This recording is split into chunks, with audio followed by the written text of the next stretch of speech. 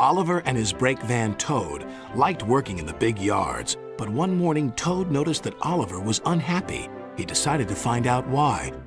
Excuse me, Mr. Oliver. It seems to me that things are not well with you, if you forgive me for mentioning it. You're quite right, Toad. All I do is shunt these freight cars onto the turntable. I long for a nice run.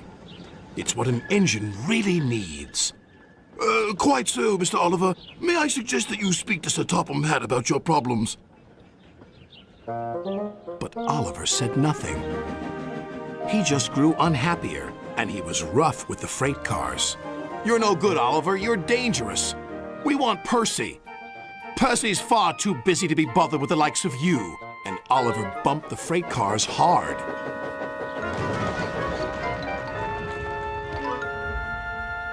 You silly engine, shouted a workman. It'll take a long time to repair this turntable, which will cause confusion and delay.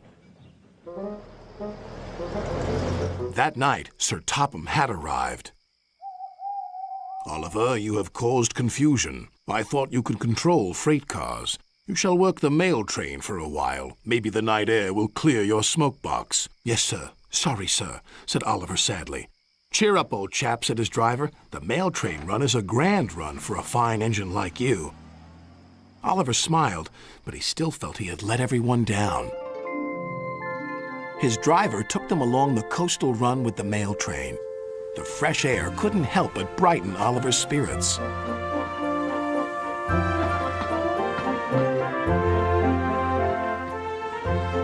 They made good speed until it was time to collect some important mail from Harold the helicopter. Come on, Harold! At last, Harold landed. Sorry I'm late, Great Western. Had a bit of a problem with one of my arms. Kept letting me down when I was meant to be up. You know how it is. We know that we'll be late for our first run, replied Oliver's driver. Soon they were on their way again. Ahead was a red signal light. Oliver didn't realize that the signalman had dozed off. Oliver whistled several times, but the signal stayed red. There must be something wrong with that signal. We'll go slowly and stop by the signal box, said his driver. But they never reached it. The points before the signal box were switched to an old track. They were going the wrong way. Oliver's fireman was concerned. We need to find a water tower soon. Instead, they saw an old station. Disaster lay ahead.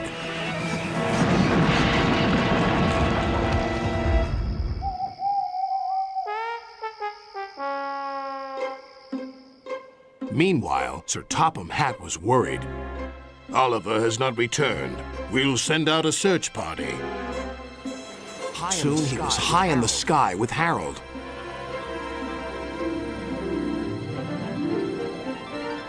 There they are.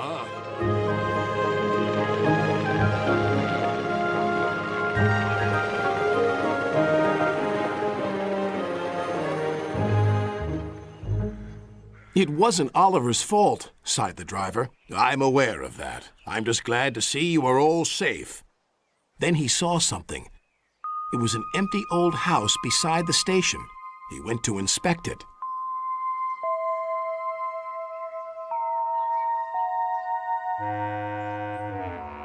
When he returned, he spoke to Oliver. You have found another attraction for our island. We'll make this house as good as new, and visitors can have tea and crumpets there. Sighed Oliver. Getting lost can be interesting, but being found is much nicer. Especially when it makes an engine feel really useful.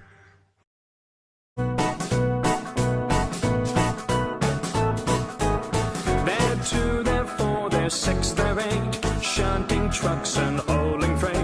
Red and green and brown and blue, they're the really useful crew.